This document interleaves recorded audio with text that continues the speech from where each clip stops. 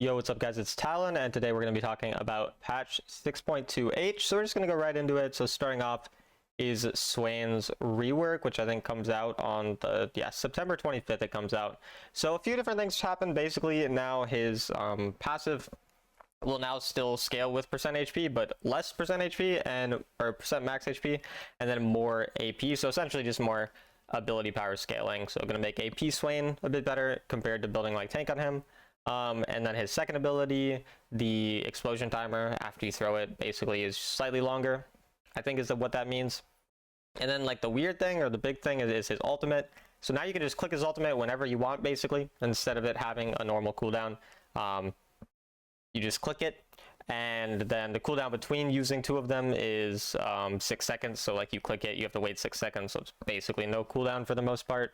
And then they're lowering the damage, obviously, because it's going to be, you have the ultimate a lot more.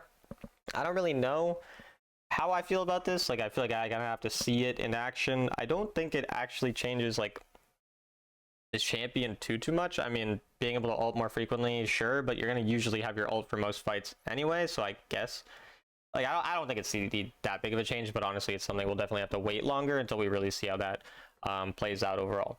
Alright, next up we have Gwen. So Gwen's first ability is getting 1% more AP scaling per snip, and then 5% more AP scaling for the last snip, and then also does more damage to jungle camps now, 105% instead of 80%, and the ultimate is also getting an AP scaling buff and a little bit of a base damage buff. So I think this is pretty big. I mean, Gwen's entire thing is just doing as much damage as possible. Like, that's what her entire kit's based around. So getting this many damage buffs and this much scaling, I do think is really important. Gwen jungle getting buffed with better clear. I think jungle might end up being her best role. She's really good scaling, so her jungle clear being buffed should be pretty huge, and in lane she's still going to be a really good tank counter. So overall I think Gwen's going to probably be like the best, if not one of the best AP junglers on the patch. I'm trying to think of who else I would really, but I do think Gwen's going to be a really good AP jungler.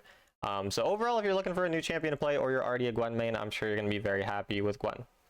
Next up we have Hecarim, basically just getting a bunch of base stats, base attack damage, base armor, and armor per level. Overall I already think Hecarim's a pretty decent champion. And I mean, these of course help. I don't think any of these changes are groundbreaking, but if you're a Hecarim player, he's already solid. He's going to continue to be solid, maybe slightly better in the meta overall. But not really too much to say about that. You know, these types of changes usually aren't meant to like completely change the champion's place in the meta. They just make them a little stronger. You know, maybe they're like, oh, this win rate is this, we want to get it up by a slight amount. That's usually what I feel like I see with these like base stats. But obviously Hecarim players are going to be happy with this. Now we have Shyvana, and again, pretty small changes, but her W, her second ability cooldown, is going down by 1 second at each level, and her ultimate will give you 50 more HP per level. So again, nothing crazy. I don't think Shyvana is very good due to the fact that she can't impact the game before level 5, and then is super ult reliant and basically a useless champion whenever her ult's not up. There's just a lot of champions who basically can just scale as well as her and have way better early game.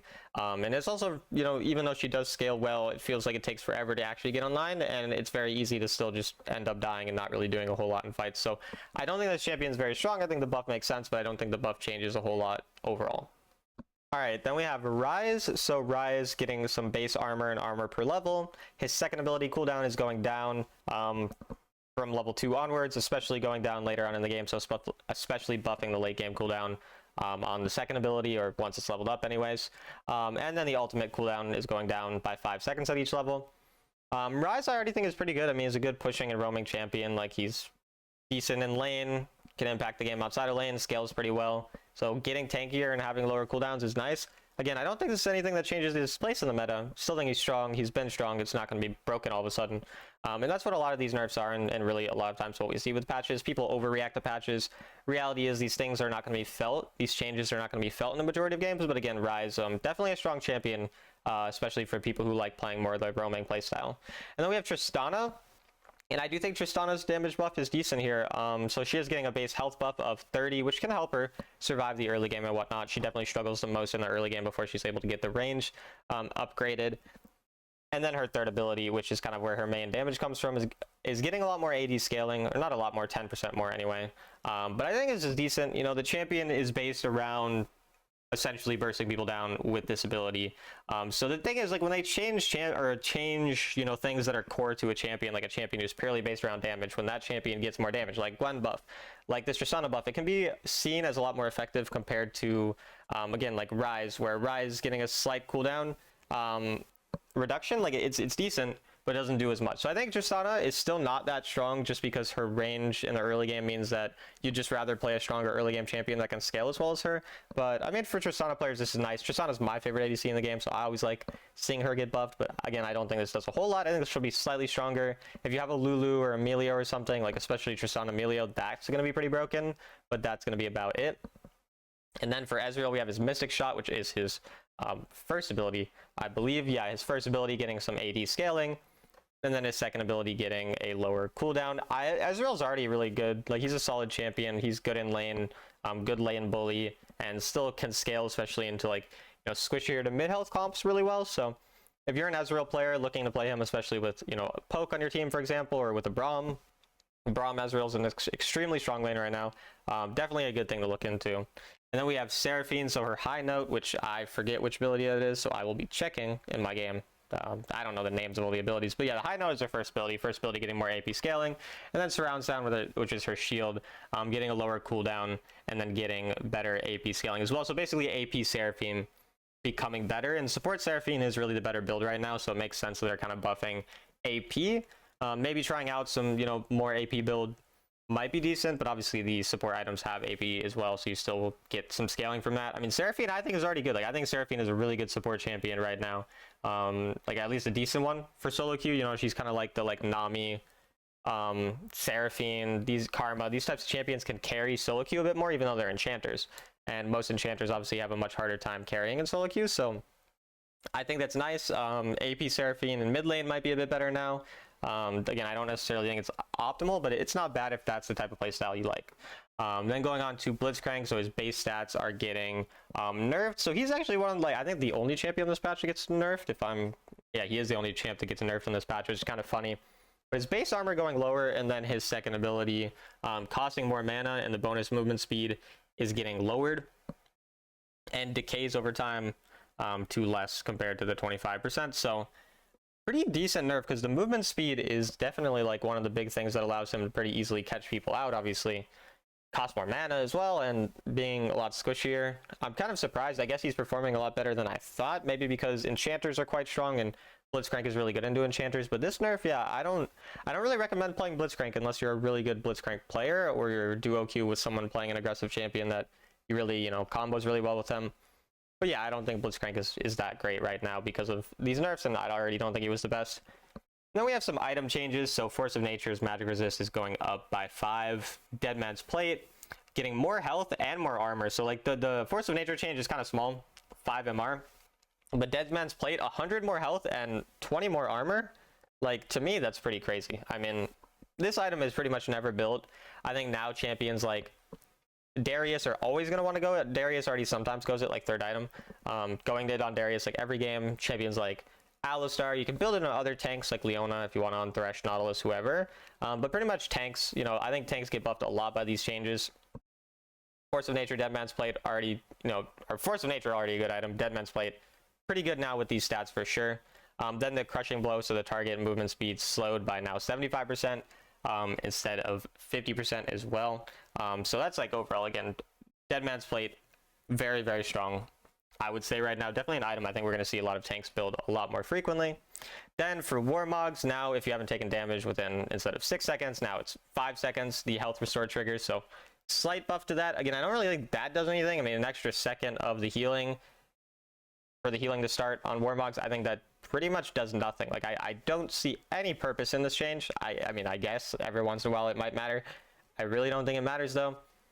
So yeah, Dead Man's Plate, definitely the big tank item to really look out for. And then Soul Transfer, I'm surprised. I didn't think Soul Transfer was that strong of an item, but the damage ratio to clones, or for the clones, is getting nerfed by 5%. Generally, Soul Transfer is mostly an item for melting through tanks, so tank items buffed, and then an item that's good into tanks nerfed. And then Mortal Reminder, another item good into tanks, nerfed by 200 gold, or cost 200 more gold, also nerfed. And then the Navori going down by 3% in terms of how much your abilities deal increased, or I can't say words, but your abilities normally deal 12% increased damage based on your crit rate. Now it's 9%. So all of these changes are pretty much like, okay, tanks are really good, because Navori is also an item you kind of build into tanks because you want that additional cooldown. You know, only certain champions build it, but generally speaking, tanks are going to be good here.